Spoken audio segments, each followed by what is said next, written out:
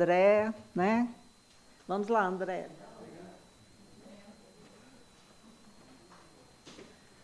Boa tarde a todos. É uma gratíssima satisfação estar aqui com vocês na tarde de hoje, em que a proposta da casa é que conversemos sobre o Evangelho segundo o Espiritismo. E o título proposto, Meu reino não é deste mundo, que é uma frase que Kardec intitula esse capítulo, vai fazer com que nós venhamos a refletir na mensagem de Jesus, em se tratando dessa frase. E exatamente Kardec, amparado pelos benfeitores da codificação, vem nos esclarecer, nos dar um esclarecimento com relação a esse reino. Qual é a proposta de Jesus ao citar mais de uma vez esse reino de Deus? O reino de Deus na terra. Santo Agostinho, antes, ainda quando bispo de Hipona, tem uma obra dele, que é o reino dos céus na terra. Então, Santo Agostinho, ele já, ainda encarnado, meditava com relação a esses ensinamentos de Jesus na proposta de trazermos o reino dos céus à terra. E Jesus foi mal interpretado com relação a isso, com relação a essa questão do reino. E a gente vai ler aqui uma passagem do Evangelho de João, no seu capítulo 18, versículos 33, 36 e 37, em que exatamente Jesus, cita essa frase. Pilatos, tendo entrado de novo no palácio e feito vir Jesus à sua presença, pergunta-lhe: És o rei dos judeus? Respondeu-lhe Jesus: Meu reino não é deste mundo. Se o meu reino fosse deste mundo, a minha gente houvera combatido para impedir que eu caísse nas mãos dos judeus. Mas o meu reino ainda não é aqui. Disse-lhe então Pilatos: És, pois, rei? Jesus lhe respondeu: Tu o dizes. Sou rei. Não nasci e não vim a este mundo, senão para dar testemunho da verdade. Aquele que pertence à verdade, escuta a minha voz. E é interessante a pergunta de Pilatos, e só para nós trazermos ao contexto, por que Pilatos pergunta isso a Jesus? Pilatos, quando ele é preso, no Getsêmani, o Horto das Oliveiras, ele é preso não pelos romanos, mas pelos sacerdotes do Templo de Jerusalém, amando, obviamente, dos doutores da lei, que tem a figura central do sumo sacerdote Caifás. Então Jesus é preso e é levado até Pilatos. Não havia nada dentro da lei romana que Jesus pudesse ser acusado. Por isso que a gente vai ver, e a espiritualidade até discorre com relação a isso, da posição de Pilatos, naquela questão do lavar as mãos, e dele colocar a responsabilidade, ou tirar de si a responsabilidade, colocando perante o povo a escolha entre Pilatos, entre Jesus e Barrabás, porque não tinha um amparo legal para que Pilatos pudesse, sequer julgar Jesus. E aí os doutores, do templo, os doutores da lei, falam que Jesus se diz rei, que ele implantaria o reino de Deus entre os homens, e que ele seria esse enviado divino.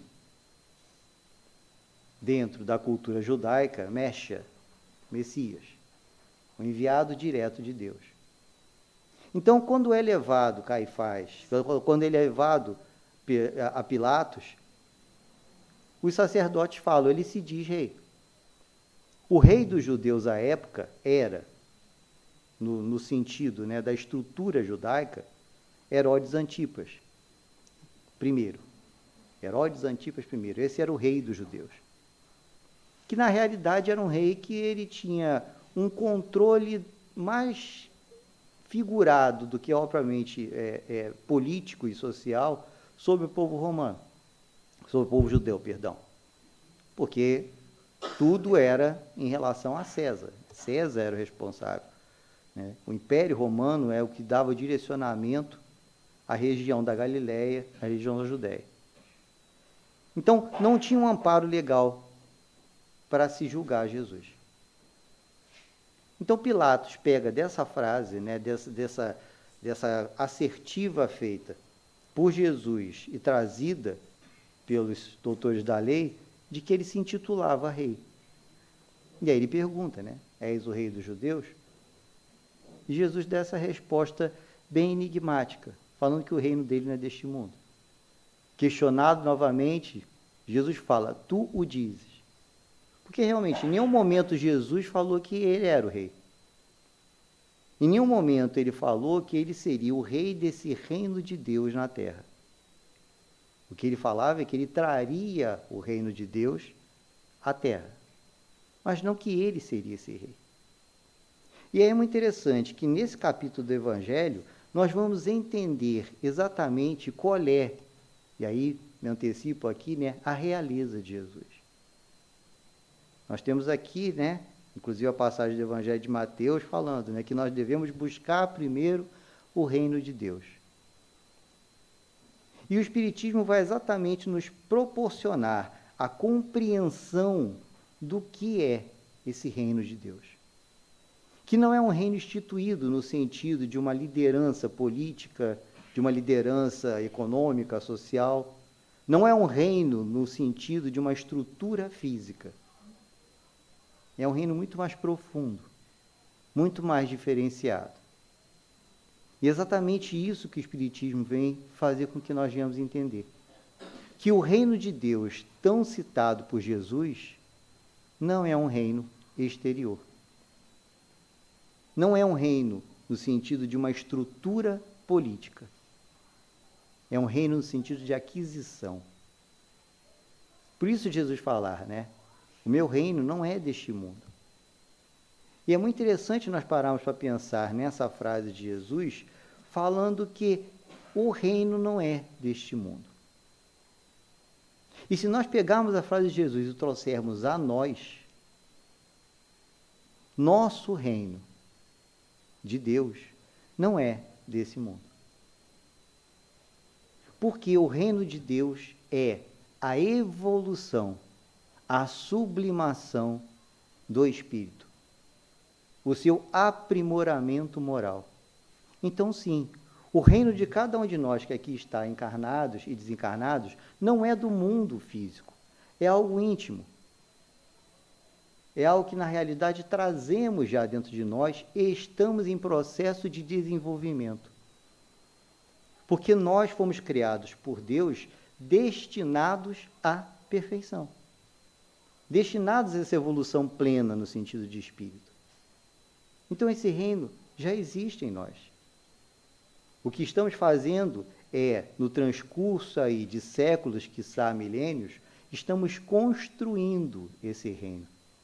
E quando Jesus propunha falar que ele trazia o reino de Deus à terra, a proposta dele era fazer com que nós compreendêssemos a construção desse reino em cada um de nós, a fim de que esse mundo, no sentido exterior, reflita a construção do reino interior em cada um de nós.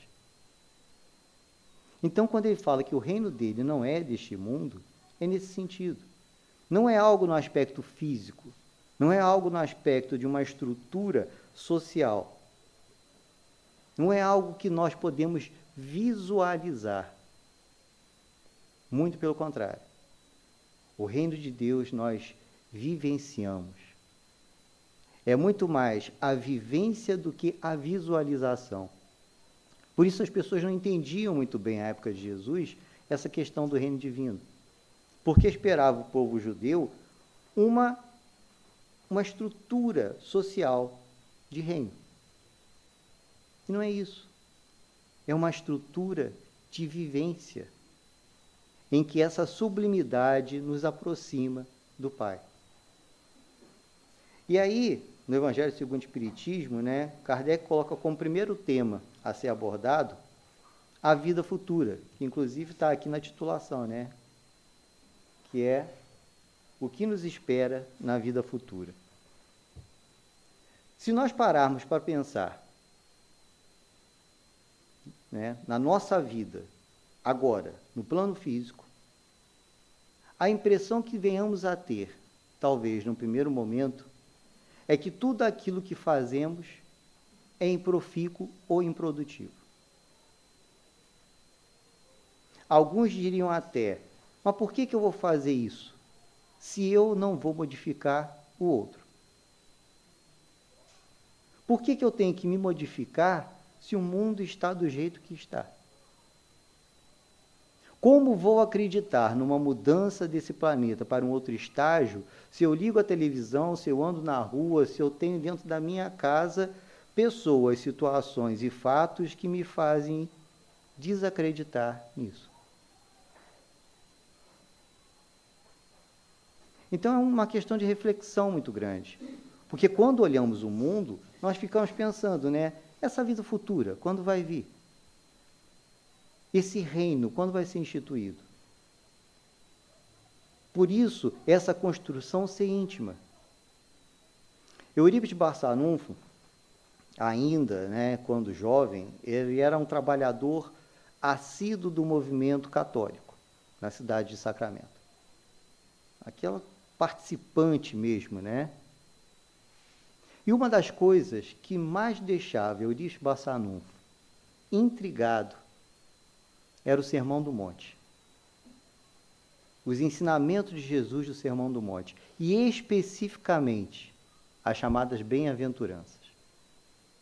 Porque ele mesmo, Eurípides, tinha na sua infância e grande parte da sua vida, que só foi melhorar um pouco quando ele se torna professor, numa época que o professor ainda era respeitado, ele próprio passou por extrema pobreza. Ele não tinha roupa, ele tinha um camisolão. Dentro do camisolão, né, no camisolão tinha um bolso que a mãe dele tinha costurado, e ela botava sempre um pedacinho de rapadura no bolso. E falava para ele, meu filho, quando você tiver fome, você chupa a rapadura. Não morde, chupa. Que é para render bastante, né? Então Eurípides ficava pensando, essas bem-aventuranças que Jesus propõe, quando virão? Porque ele via a pobreza que ainda existia em Sacramento e nas redondezas, e ele não conseguia perceber isso, ele não conseguia vislumbrar um futuro em que aquele que sofre será consolado. Ele não conseguia ver aquele chorando, tendo suas lágrimas secadas. Só vai compreender quando se torna espírita. Lendo um livro da literatura espírita e não do Pentateuco. Um livro dado a ele por um tio dele, que já era espírita, e morava numa cidade próxima de Sacramento, a alguns quilômetros. E ele gostava muito desse tio. E conversando com o tio, ele trazia suas inquietações íntimas, né? E o tio dele falou, olha, eu não tenho capacidade para te explicar, mas lê esse livro, e talvez você entenda. O livro, O Problema do Ser, do Destino e da Dor, de Leon Denis. Mais de 400 páginas. Eurípides Barçanufo leu em uma noite. Ao terminar de ler o livro, no dia seguinte ele vai à igreja, procura o padre e fala, desculpa, mas eu vou me afastar da igreja. Mas por que, Eurípides? Eu hoje sou espírita.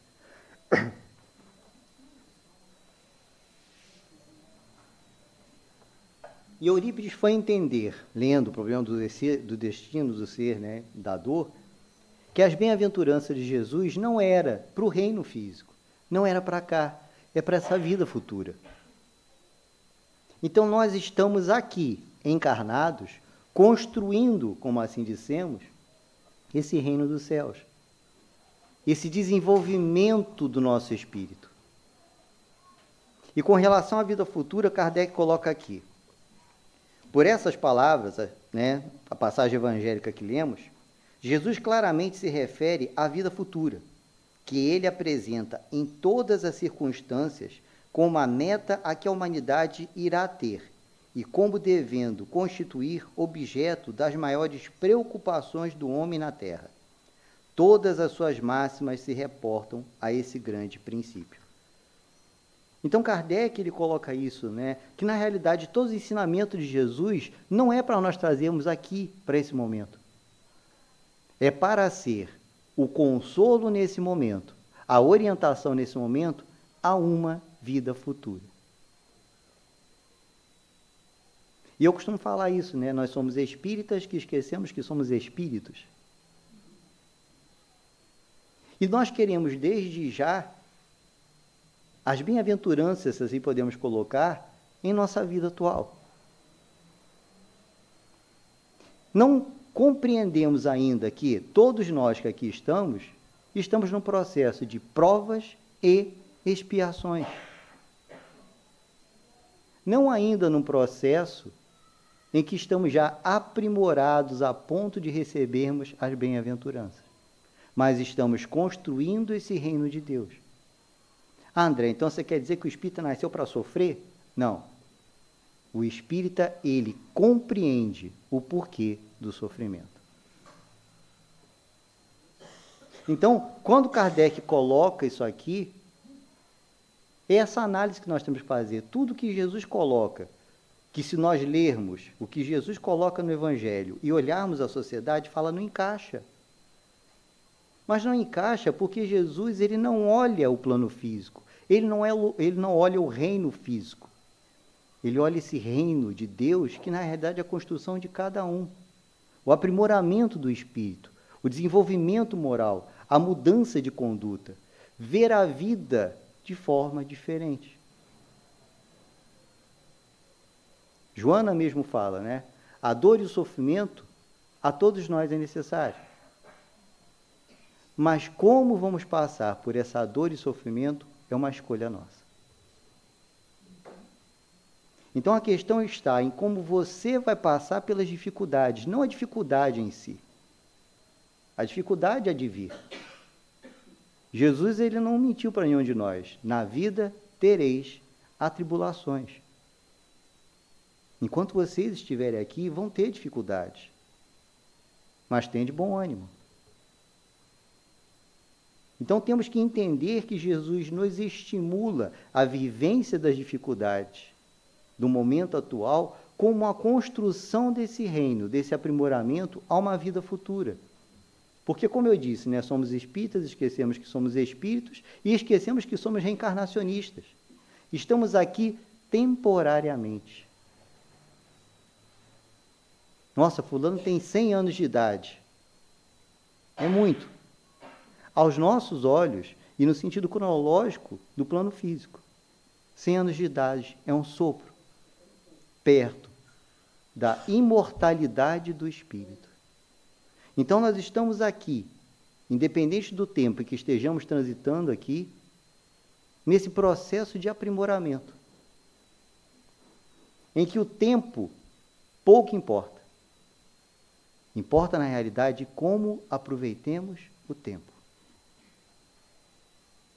Então, a construção desse reino dos céus, que é esse aprimoramento do espírito, que há de virá na vida futura, começa aqui. É aqui que nós estamos, né, construindo, ainda com dificuldade, mas botando a cada dia um tijolo na construção desse reino íntimo. Desse reino que, na realidade, é intransponível ao outro. Porque é uma construção pessoal. Estamos fazendo um trabalho, né, preparando um trabalho para um outro momento, e estamos focando na figura de Estevão. E lendo o livro Paulo e Estevão, tem um momento em que, né, Saulo de Tarso, que depois virá a ser Paulo de Tarso, está lá questionando Estevão. E ele, um doutor da lei, um homem com enorme conhecimento das Escrituras, jogava sempre uma pergunta em cima de Estevão, e Estevão já que tinha absorvido os ensinamentos do Cristo, rechaçava aquilo. Mas com equilíbrio, com uma tranquilidade, com uma calma, que faz com que Paulo de Tarso se irrite com aquilo.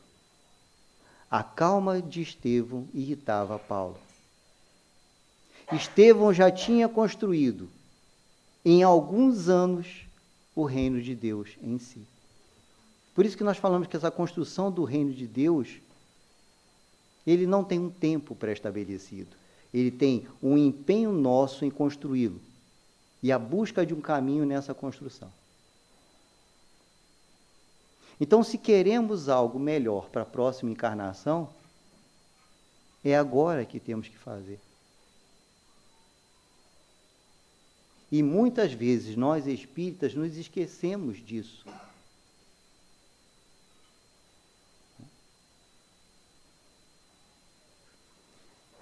Célio Carlos, um expositor daqui de Barra Mansa, né, Celinho, né,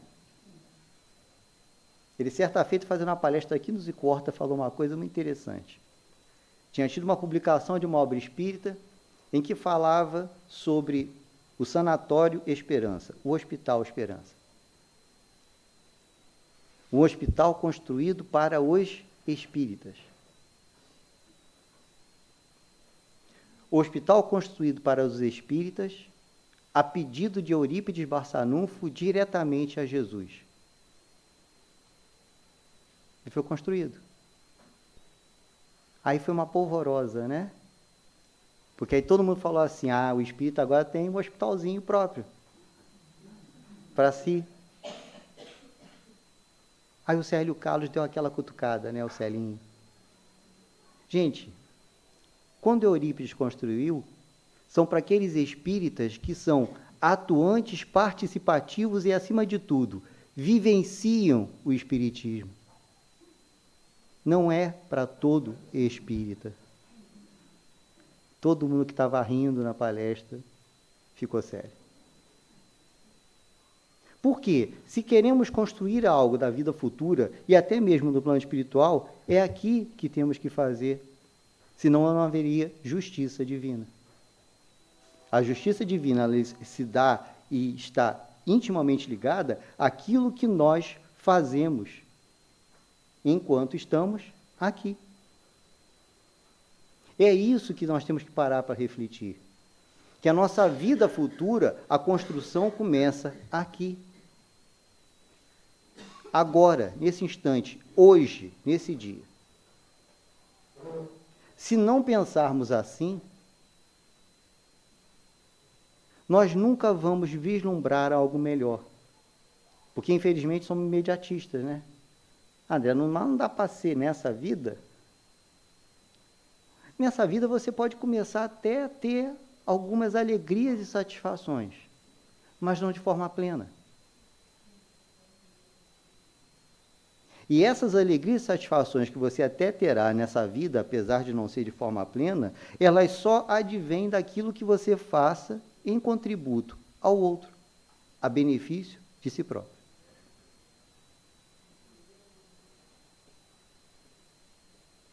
Então nós esperamos, né, construir o reino dos céus com um tijolo imaginário, que na realidade esse tijolo nada mais é do que a ação daquilo que fazemos aqui, no plano físico. Com quem? Com o próximo. Aonde? Eu sempre cito, né? Dentro de casa. Porque é muito fácil eu, né, como eu sempre falo, chegar ali no portão, tá o pessoal ali, abraçar, meu irmão, minha irmã. E o meu próprio irmão, minha própria irmã, consanguineamente falando, eu odiar. André, mas é uma pessoa difícil, né? E você é fácil? Quem me conhece aí? Nenhum de vocês. Quem conhece a minha esposa? Aí eu fico preocupado, porque aí ela pode dizer quem eu sou. Porque é no convívio mais íntimo que nós estamos construindo esse reino de Deus e expandindo esse reino na construção com os outros na sociedade de uma forma geral. Então temos que entender que a realeza de Jesus, entrando aqui no outro tema proposto por Kardec, não é uma realeza no sentido da realeza física, daquela que conhecemos como estrutura social. Jesus, ele tem uma realeza no sentido de aprimoramento moral. Isso sim. Nesse aspecto ele é rei. E nesse aspecto nós temos que entender que cada um de nós que aqui está, encarnado e desencarnado, seremos também realezas. Por quê? Porque somos espíritos criados, num primeiro momento, simples e ignorantes. Todos. E eu sempre gosto de trazer essa reflexão. Quando a espiritualidade, os benfeitores, lá em O Livro dos Espíritos, colocam que todo espírito é criado simples e ignorante, eles não falam A, B ou C.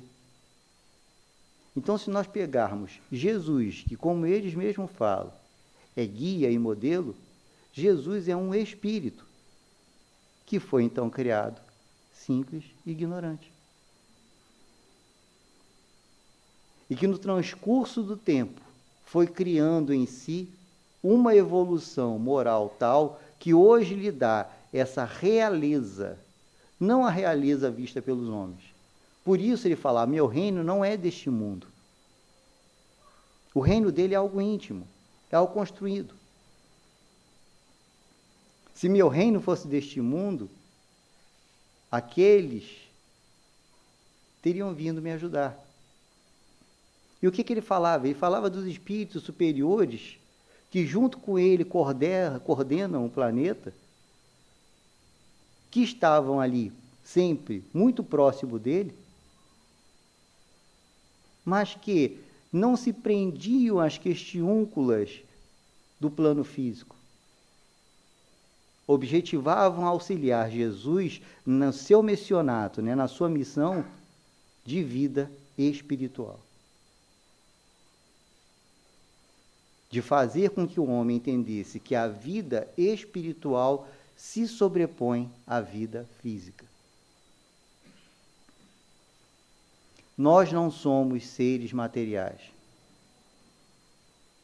Nós somos seres espirituais, transitoriamente envergando um corpo material.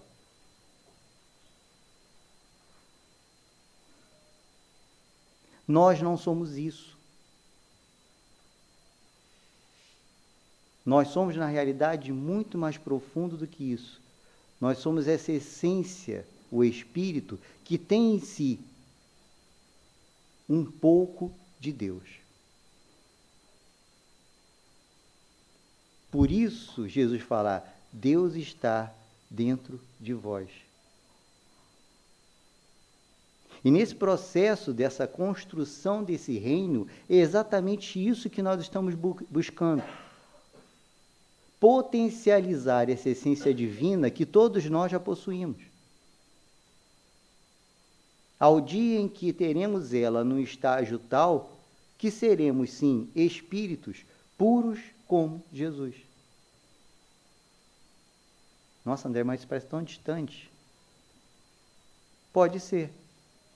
Ou não.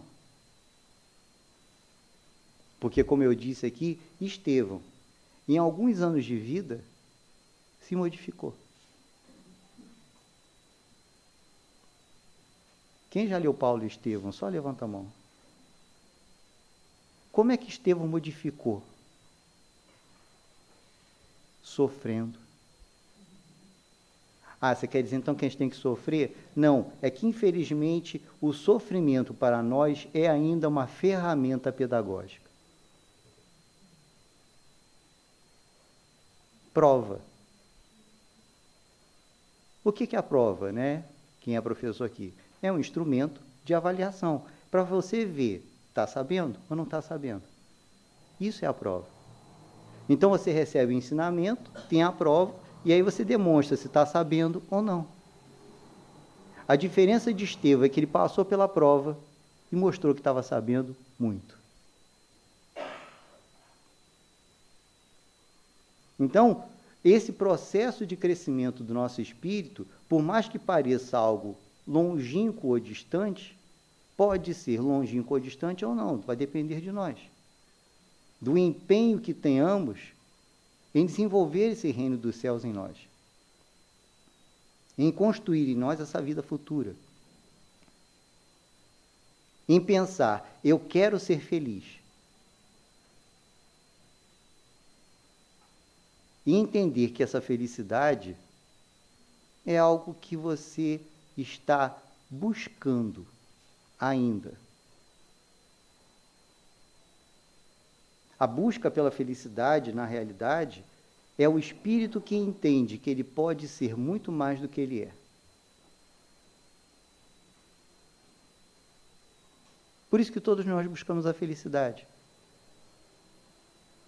Até os nossos irmãos ainda inferiorizados moralmente, que habitam zonas obscuras no plano espiritual, por mais que possa parecer estranho, eles buscam a felicidade. Da forma deles, na concepção que eles acham correta, mas nada mais querem do que serem felizes. Porque todos eles não querem sofrer. Então, o que nós temos que entender é que essa busca por essa felicidade, ela não necessita ser sofredora. O sofrimento, ela pode acontecer, mas como vamos passar por esse sofrimento? A nossa irmã estava fazendo a página aqui e falou, por exemplo, da perda de entes amados, né? Como nós espíritas reagimos a isso? Ou como deveríamos reagir? Aceitando.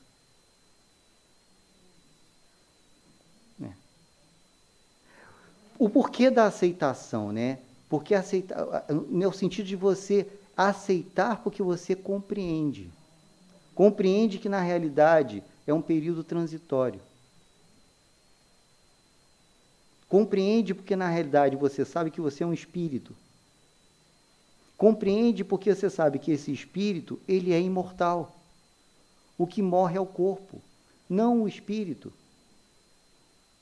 Então, Jesus, toda vez que ele fala para nós, ele não está falando de nós no sentido físico, ele está falando de nós, espíritos. Jesus nos vê até hoje, não como matéria, mas como espírito. Se ele nos visse como matéria, ele mesmo já tinha olhado a sociedade e falado assim, pai, não dá jeito não, tá? Vou largar na tua mão. Não, ele vê a sociedade humana, encarnada e desencarnada, como espírito. E ele vê essa sociedade, né, humana, encarnada e desencarnada, como espíritos destinados à perfeição. Então ele sabe que é um processo de crescimento individual. Fala.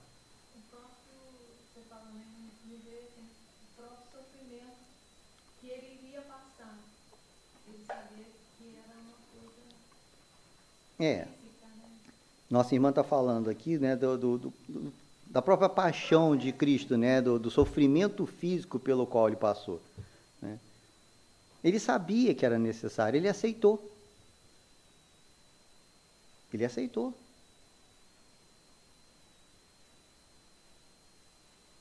A espiritualidade fala que no Horto das Oliveiras houve dor e sofrimento por parte de Jesus. Houve dor e sofrimento por parte dele. Ele teve uma presciência do que iria acontecer fisicamente com ele antes de acontecer. Por isso que quando aconteceu, ele estava pronto. Então, o que nós temos que entender é isso. A dor, na realidade, é uma oportunidade de desenvolvermos em nós esse reino, de construirmos esse reino, de vislumbrarmos a vida futura como sendo uma benesse. Porque a questão está exatamente como você vai lidar com esse sofrimento enquanto ele existe. É aquela frase de Maria que a gente sempre esquece. Tudo passa. Gente, a gente pega, nós temos que analisar as frases da espiritualidade, que são às vezes tão simples, que parecem simplórias, e não são.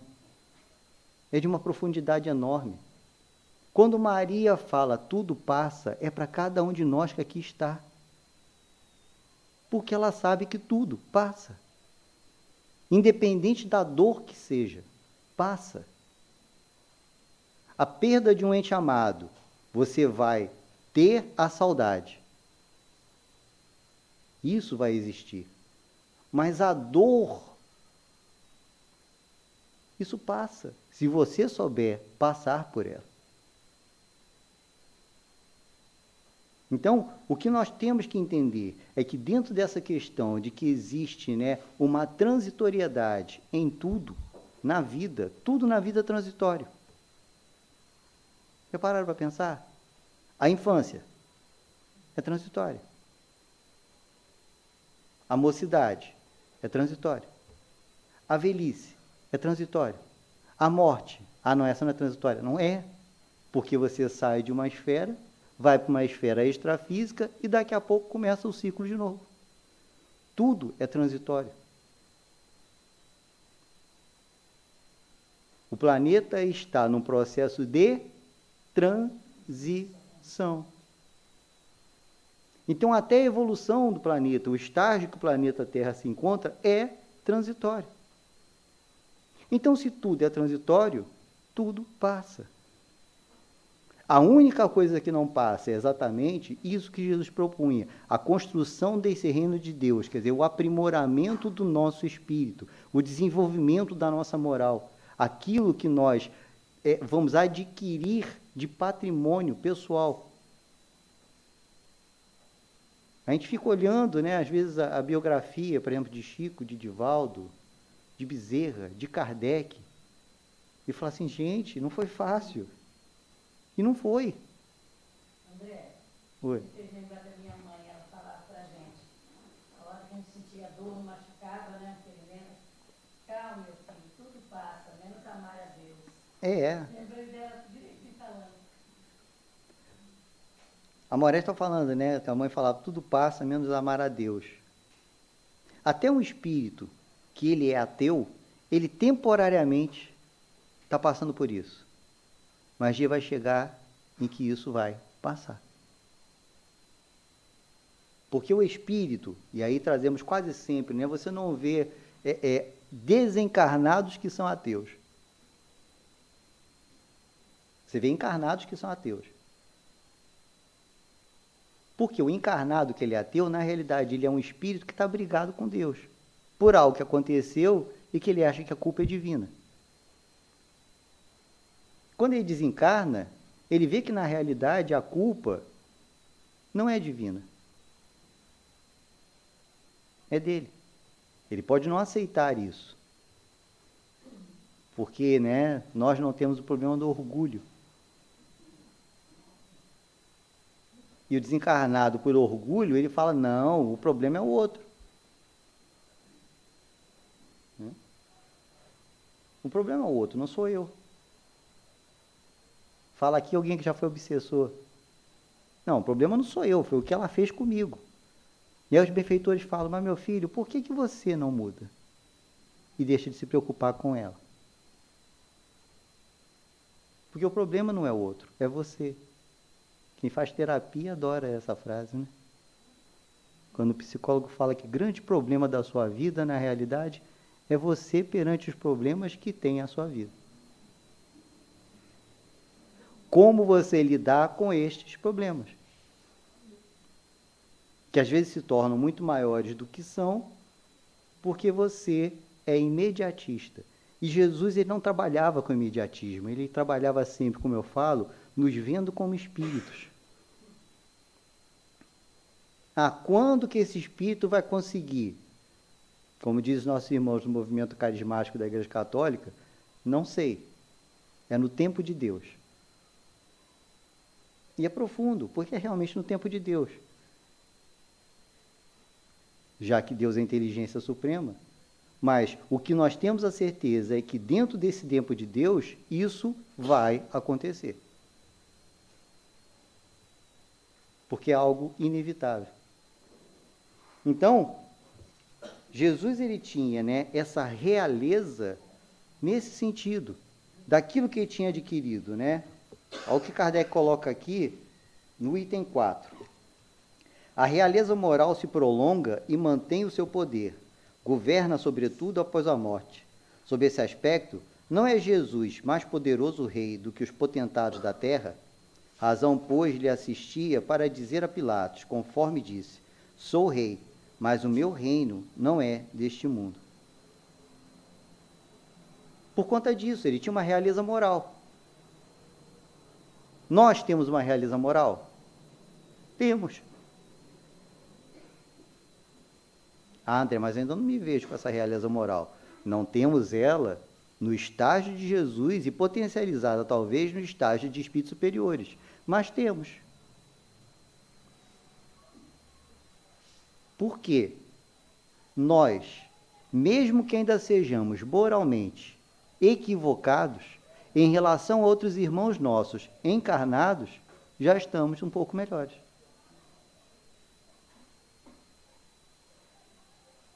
Então, gente, vamos parar também com aquela história do coitadismo, né? Nós já somos moralmente melhores do que fomos no passado, nós próprios, em encarnações antigas. O que nós temos que vislumbrar é o futuro. Alguns irmãos nossos ficam, porque com o amparo da espiritualidade, a gente tem algumas noções de algumas encarnações, né? Eu, André.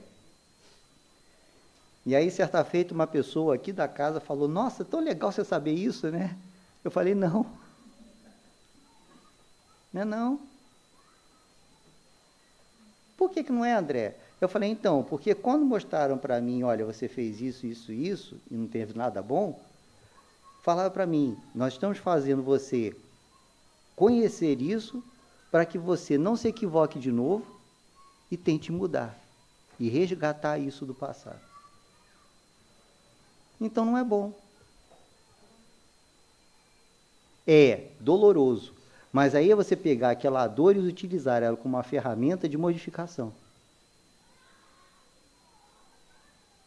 Não fazer aquilo, né, um coitadismo. É chegar e falar, gente, eu hoje, todos nós que aqui estamos, sou melhor do que já fui há 300 anos atrás. E somos. Acreditem nisso. Estarmos aqui hoje, numa quarta-feira, nesse horário, é sinal que somos espíritos buscando algo diferente. Mesmo que a dor tenha nos trazido aqui, mas somos espíritos buscando algo diferente. Então, sim, somos melhores. Não somos perfeitos, nem somos grandiosos, estamos no caminho. Mas, dentro do tema proposto, já construímos um pouco em nós, um pouco desse reino dos céus. Alguns tijolos nós já colocamos. O que temos que fazer é entender que podemos construir um reino grandioso, se eu me empenhar para isso. E aí outro tema que Kardec propõe é exatamente o ponto de vista, né? E Kardec coloca aqui no item 5, nós vamos ler aqui um trecho só. A ideia clara e precisa que se faça da vida futura proporciona inabalável fé no porvir. Fé que acarreta enormes consequências sobre a moralização dos homens, porque muda completamente o ponto de vista sob o qual encaram eles a vida terrena. Vou dar uma paradinha aqui. O que nós aprendemos sobre a vida futura, né, sobre a reencarnação, ela tem que ser uma contribuição para como vemos a vida atual.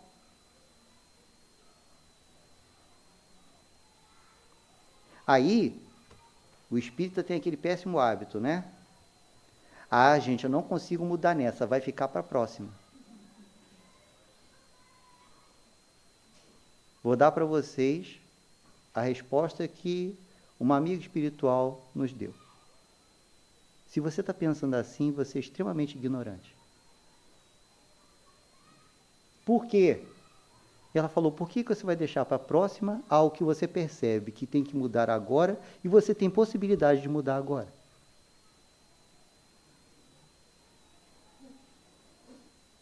Se você vai deixar para a próxima, é ignorância.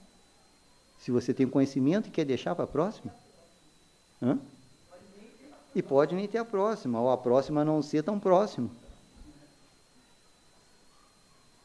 Então é isso que Kardec coloca aqui, ó. Muda completamente o ponto de vista sobre o qual encaram eles a vida terrena, essa questão da vida futura. Continuando, para quem se coloca pelo pensamento na vida espiritual, que é indefinida, a vida corpórea se torna simples passagem, breve estada num país ingrato. As vicissitudes e tribulações dessa vida não passam de incidentes que ele suporta com paciência, por sabê-las de curta duração, devendo seguir-se-lhes um estado mais ditoso. A morte nada mais restará de aterrador. Deixa de ser a porta que se abre para o nada e torna-se o que dá para a libertação, pela qual entra o exilado numa mansão de bem-aventuranças e de paz. Sabendo temporária e não definitiva a sua estada no lugar onde se encontra, menos atenção presta às preocupações da vida, resultando-lhe daí uma calma de espírito que tira aquela muita dor do seu amargor. Então, se nós somos espíritas e acreditamos na reencarnação, nós temos que aproveitar esse momento para construir esse reino dos céus. Nós temos que aproveitar agora para nos modificar. Porque essa vida, como nós, analisamos aqui, por mais que você viva 100 anos, é muito rápida.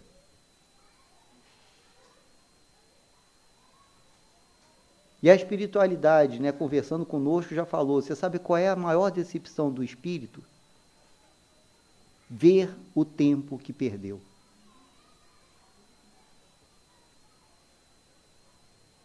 Ver o tempo que ele perdeu, às vezes, com questiúnculas que são sem importância. Coisas que não são determinantes. Situações que podem ser contornadas. Quando você tem um problema com uma pessoa e fica remoendo aquilo. E a espiritualidade vem para você e fala o seguinte, essa pessoa que você está pensando tanto, não está sequer lembrando de você. Então você está sofrendo e ela não. E que benefício tem você sofrer por algo que não afeta sequer o outro, só você próprio? É bom esse puxão de orelha da espiritualidade? Por quê? Porque nós vamos perceber que nós sabemos muito pouco e vivenciamos menos ainda. Quando, na realidade, devemos nos empenhar a aprender para vivenciar, para botar em prática na vida, no dia a dia, no cotidiano, nos momentos cruciais, em que você tem um ente que desencarna, e usemos a frase de Jó, o Senhor dá, o Senhor tira, bendito seja o Senhor em toda a sua bondade e sabedoria. É isso. É você compreender que aquilo passou e que é a vontade do Pai. E para nós encerrarmos aqui, a parte das instruções dos Espíritos é uma mensagem só. E é uma mensagem que ela foi recebida em Havre, 1863, e o Espírito se assina uma rainha de França. Rainha, então quer dizer, realeza terrena. E aí a gente pegou um trechinho aqui para ler. Rainha entre os homens, como rainha julguei que penetrasse no reino dos céus. Que desilusão! Que humilhação quando, em vez de ser recebida aqui, qual soberana, vi acima de mim, mas muito acima, homens que eu julgava insignificantes e aos quais desprezava por não terem sangue nobre. Para se granjear um lugar neste reino, são necessárias a abnegação, a humildade, a caridade em toda a sua celeste prática, a benevolência para com todos. Não se vos pergunto que fostes, nem que posição ocupastes, mas que bem fizestes, quantas lágrimas enxugaste. Essa é uma rainha, falando o que ela viu quando ela chegou no plano espiritual. Como ela fala aqui, né? Homens que ela achava insignificantes, muito, mas muito acima de onde ela estava.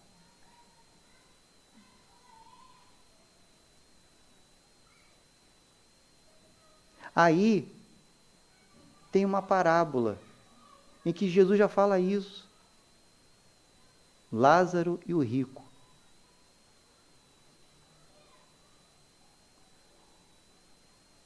A parábola do Lázaro e o rico é exatamente isso aqui que a rainha fala. Lázaro era um mendigo que se alimentava das migalhas que caíam na mesa do rico. Os dois morrem. Lázaro vai ao paraíso, o rico vai ao inferno. E roga o rico ao Senhor: Senhor, permita que Lázaro molhe as pontas dos dedos e venha até a mim para umificar os meus lábios ressecados. Lázaro, que era um mendigo, ao desencarnar, alcançou um plano maior. Por quê? Porque passou pela dor com resignação. Passou pela dor com aceitação. Passou pela prova da miséria sem blasfemar. Porque hoje o espírita sabe que a prova é solicitação nossa. Não é imposta por Deus, nem sequer pela espiritualidade. Nós escolhemos a condição. E aí construímos, então, esse reino dos céus.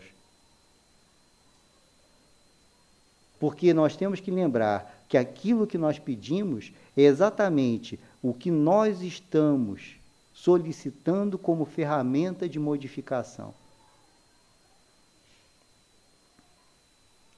E quando eu falo da família, aquela família em que estamos, é ali que nós pedimos para estar.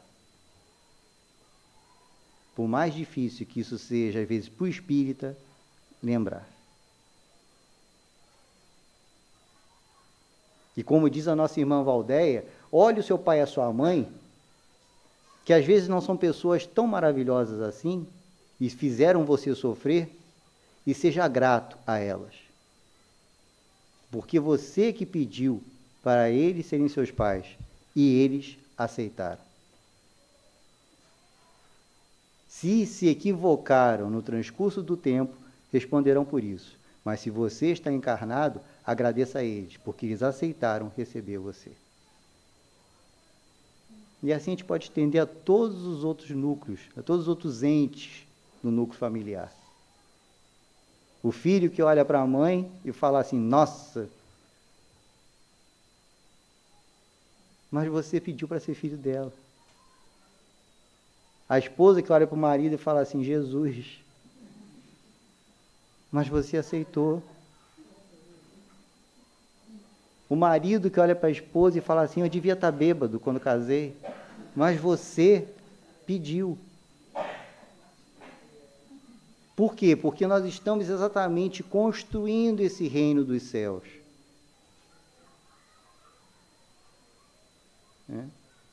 Eu não sei se tem alguém que trabalha, né, com um pedreiro aqui. Todo mundo conhece um pedreiro, né?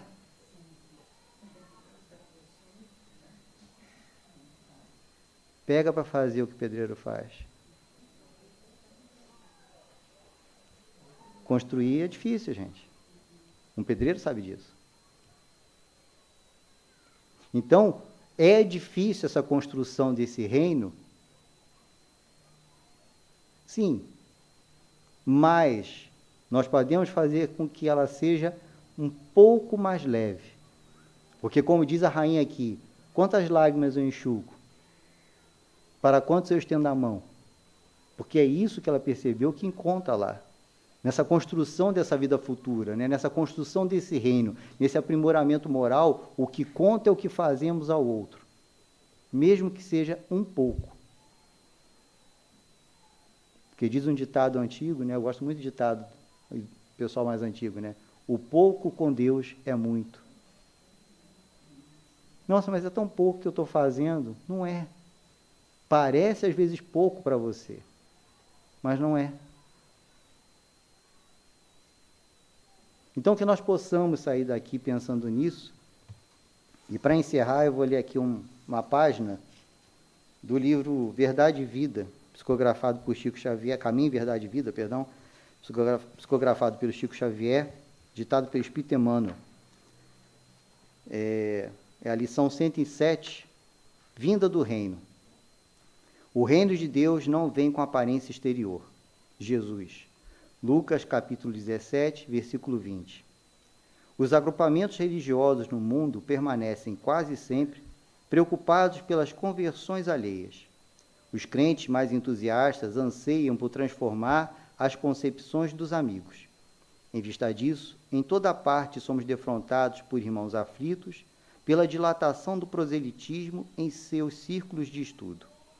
Semelhante atividade nem sempre é útil, porque, em muitas ocasiões, pode perturbar elevados projetos em realização. Afirma Jesus que o reino de Deus não vem com aparência exterior. É sempre ruinosa a preocupação por demonstrar pompas e números vaidosamente nos grupos da fé. Expressões transitórias de poder humano não atestam o reino de Deus. A realização divina começará no íntimo das criaturas, constituindo gloriosa luz no templo interno.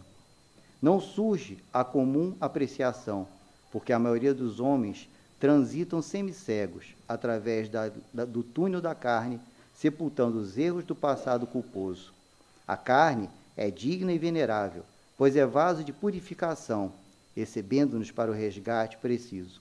Entretanto, para os espíritos redimidos, significa morte ou transformação permanente. O homem carnal, em vista das circunstâncias que lhe governam o esforço, pode ver somente o que está morto, ou aquilo que vai morrer. O reino de Deus, porém, divino e imortal, escapa naturalmente à visão dos humanos. Então, o reino de Deus, né, como Emmanuel coloca aqui, escapa à visão dos humanos, porque, como ele mesmo fala, é algo interno. E nós não temos que nos preocupar em demonstrar esse reino de Deus aos outros. O reino de Deus é uma construção íntima. Os outros perceberão o reino de Deus em nós naquilo que fazemos. Assim foi Jesus. Muitos percebiam a grandiosidade de Jesus já à sua época, porque viam o que ele fazia. A demonstração de Jesus na última ceia perante os 12 apóstolos, aquele grupo mais íntimo, numa posição de subalternidade, de escravidão, é a grande demonstração da humildade desse espírito que já tinha construído em si esse reino de Deus, mas queria mostrar aos outros como construir. Por isso ele fala aos discípulos: aquele entre vós que quiser ser o grande no reino dos céus, que se faça o escravo na terra. Então, que a gente possa sair daqui pensando que a construção dessa vida futura, desse reino de Deus, é agora, naquilo que fazemos. Como disse e torno a repetir, em prol do próximo, que será benefício a nós outros. Porque, como diz a rainha aqui, as lágrimas que enxugamos e aqueles que amparamos, é isso que nos abre portas no reino dos céus. Muita paz.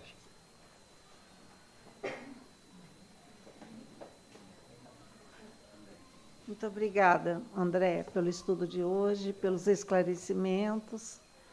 E então vamos dar continuidade aos nossos trabalhos, né? Vamos para o passe, vamos manter aí a vibração, o silêncio, tá? Para correr tudo bem aqui.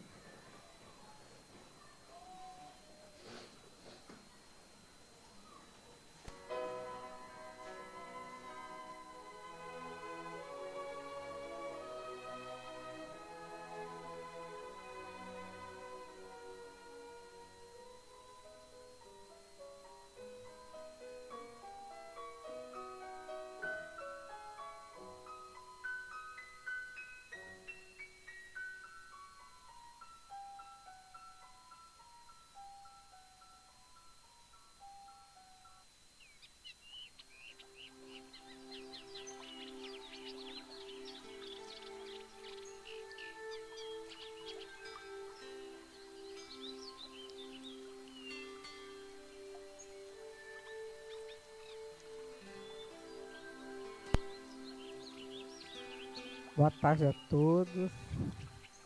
Que Jesus, nessa tarde, cheias de bênçãos, estamos recebendo esses ensinos tão importantes para cada um de nós, para refletir e para levar para a nossa vida, no nosso dia a dia. Agradecemos, Senhor, por mais essa oportunidade de receber esse banquete de luz, de esclarecimento, que possamos agasalhar em nossos corações e nos fortalecer para a nossa caminhada, no nosso dia a dia.